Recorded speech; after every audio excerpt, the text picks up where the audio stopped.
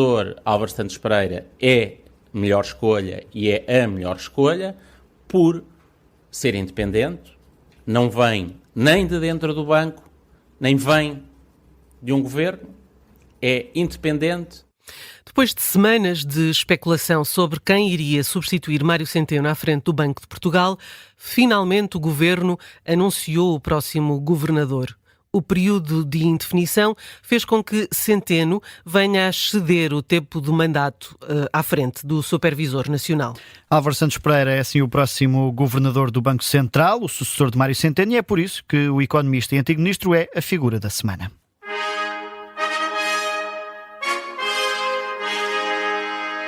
Eu prefiro que me chamem Álvaro do que me chamem ministro.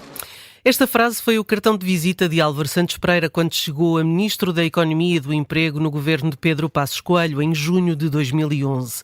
Logo da primeira vez que apareceu em público na Feira Internacional de Artesanato na FIL, explicou que preferia a informalidade que aprendeu nos seus anos de aluno em Inglaterra e depois como professor universitário no Canadá. Além do chamem-me Álvaro, que lhe ficou colado à pele, ainda haveria de ter outro momento que lhe deu notoriedade. A grande questão é porque é que não existe um franchising de natas. Até hoje, muitos dos produtos portugueses são pouco conhecidos fora de portas, não por terem pouca qualidade, mas sim porque até hoje temos falhado na estratégia de internacionalização dos nossos produtos. A frase acabou por ser ridicularizada, apesar de ser uma crítica ao falhanço de Portugal na internacionalização dos seus produtos. Sobre este franchising de pastéis de nata, o tempo haveria de dar-lhe razão. Mas não ficou por aqui. Também decidiu anunciar o fim da crise. 2012 certamente irá marcar o fim da crise, que não existe qualquer dúvida. Para depois se desdizer. Eu não anunciei o fim da crise. Ora, gafes à parte, Álvaro Santos Pereira deixou o Ministério marcado pelo fim da ideia de construir o TGV, pelo corte nas rendas da energia e a suspensão de 4 feriados, isto em nome da produtividade. Ainda introduziu uma nova lei da concorrência e defendeu os investimentos mineiros e a reindustrialização de Portugal. Segundo o próprio, o poderoso lobby da energia foi o seu maior combate político nos 2 anos que esteve à frente do Ministério da Economia. Chegou a dizer, à grande entrevista da RTP, anos mais tarde, que até ao tempo em que esteve à frente do Ministério, nunca ninguém tinha tirado 1 cêntimo às elétricas. Gabava-se de ter sido responsável por um corte de 3.500 milhões de euros. Foi esse combate que causou a primeira baixa na sua equipa. Henrique Gomes, secretário de Estado da Energia, bateu com a porta após ter sido impedido pelo Ministro das Finanças, Vítor Gaspar, de aplicar uma contribuição sobre as empresas de energia que iria afetar as receitas da EDP, que estava em vias de privatização à época. Santos Pereira chegou a afirmar em público que a saída de Henrique Gomes terá sido celebrada na sede da EDP com garrafas de champanhe. O perfil de Santos Pereira, publicado no Observador, relata com pormenor a saída do governo em julho de 2013. E não foi pacífica. Teve o cunho do irrevogável Paulo Portas, o então Ministro do Estado e dos Negócios Estrangeiros, que tinha anunciado a sua demissão a 2 de julho, logo depois de Vítor Gaspar, desencadeando assim uma crise política. Portas queria um governo com mais economia e menos finanças, mas a substituição de Vítor Gaspar pela Secretária de Estado do Tesouro, Maria Luísa Albuquerque, em nada indicava que essa seria a direção a seguir. Seguiram-se dias de indefinição que culminaram com o líder do CDS a revogar o irrevogável e a assumir a pasta de vice-primeiro-ministro. Álvaro Santos Pereira acabou por ser um dano colateral. O novo arranjo do governo combinado entre Passos Coelho e Paulo Portas previa a saída do então ministro, que foi substituído por um dirigente do CDS, António Pires de Lima. A saída foi abordada por Álvaro Santos Pereira no livro que publicou 1 ano depois de deixar de ser ministro, no qual não escondeu a mágoa pela forma como saiu do governo. De resto, a passagem pelo governo também ficou marcada pelo constante braço de ferro com as finanças de Vítor Gaspar, com o qual até perdeu várias vezes. No livro explica que o ministro das Finanças era, segundo o próprio, quase intocável e por isso sobrou facilmente para aquele que vinha de fora, referindo-se a si próprio. Depois candidatou-se à Organização para a Cooperação e Desenvolvimento Económico e foi escolhido para diretor do Departamento de Estudos Nacionais da organização. Sem papas na língua, nem na OCDE, Álvaro Santos Pereira não se coibiu de outros combates, desta vez com o governo PS. Em 2019, um relatório económico sobre Portugal que incluía uma análise à corrupção no país não caiu bem no governo de António Costa, em que o Ministro das Finanças era Mário Centeno. Álvaro Santos Pereira confirmaria de viva voz no Parlamento que existiram pressões e até uma tentativa de que a palavra corrupção não aparecesse no relatório. Esses membros do governo manifestaram a sua intenção de remover a palavra corrupção do relatório. Que a palavra corrupção não estivesse no relatório. A palavra manteve-se, mas o próprio, no Parlamento, contou que a expressão foi suavizada. A equipa que representou Portugal da delegação era uma equipa que devia ter umas 8 ou 9 pessoas e era liderado pelo Secretário de Estado das Finanças, Mourinho Félix. Disseram que o problema da corrupção em Portugal não era dos mais graves. Álvaro Santos Pereira não se ficou e afirmou na Comissão de Economia, na Assembleia da República, que o problema da corrupção estava a ser menosprezado pelo Governo. A corrupção e o compadrio foram, e estou a dizer isso como Álvaro Santos Pereira, foram claramente um dos responsáveis por este país ter ido à falência. Na mesma ocasião, Álvaro Santos Pereira teceu várias críticas à falta de ação do Governo no combate à corrupção, naquela que tem sido uma das suas bandeiras. Mas de onde vem Álvaro Santos Pereira?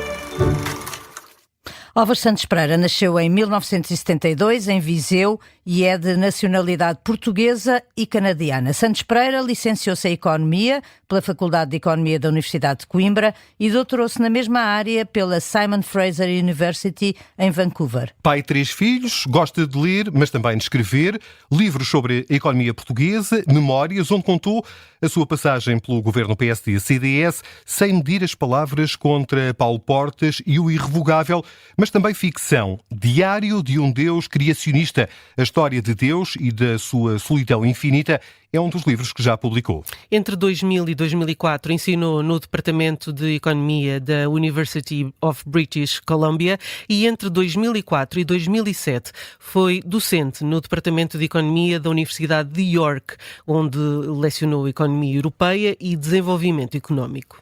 Foi diretor de Estudos Nacionais no Departamento de Economia da Organização para a Cooperação e Desenvolvimento Económico, OCDE, e em 2024 foi nomeado economista-chefe.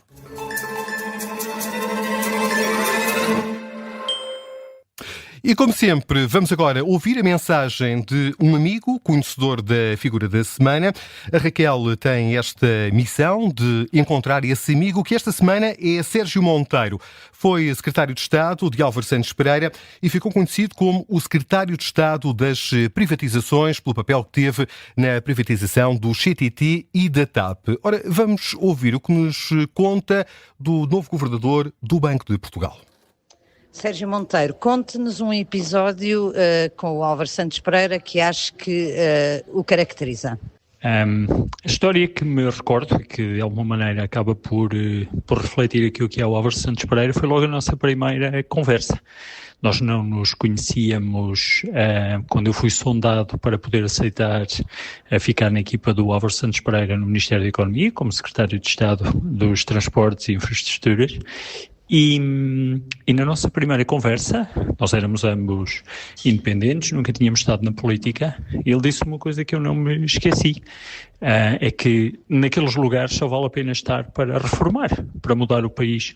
E se não fosse dessa maneira, com essa atitude que nós encaramos aqueles lugares, não valia a pena estar neles.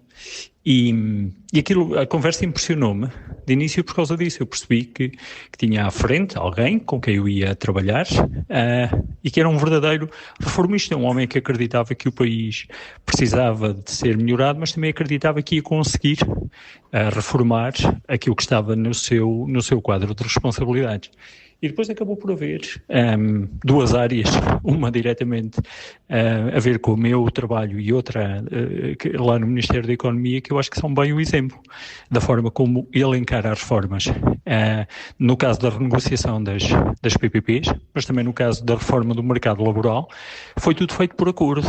Um acordo de concertação muito difícil naquela altura da Troika, e foi possível chegar a um acordo de concertação social. E o mesmo se passou na renegociação das PPPs, quando muita gente pedia medidas unilaterais, foi possível chegar a um acordo e baixar os encargos de forma perene.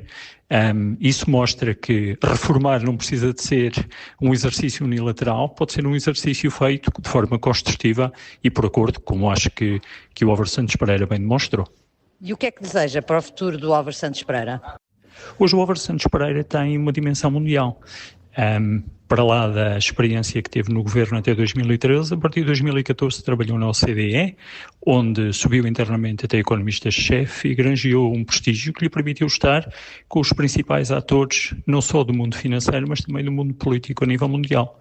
E, portanto, pode elevar o perfil do Banco de Portugal dentro do próprio BCE, para ajudar e influenciar o BCE no desenvolvimento de políticas dentro do seu mandato, mas o desenvolvimento de políticas que possam ajudar Portugal a navegar um tempo tão difícil, com tanta incerteza que existe na economia mundial.